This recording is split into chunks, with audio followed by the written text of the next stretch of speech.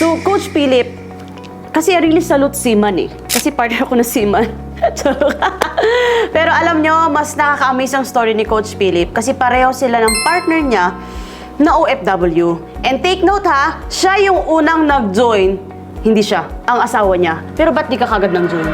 Kasi nung sinabi kasi sa akin ng asawa ko, talagang negative ako sa mga online business, Yes. networking kumbaga. Bakit? Pero iba pala yung naririnig compare sa ikaw mismo yung nakakita. Okay, so ibig sabihin, hindi ka talaga totally nakapag-join pa ng any online business. Hindi Pero ba't ka naging negative? Dahil, Dahil sa mga naririnig ko lang din before. okay, may mga Yes. bulong-bulong sa'yo. Yes.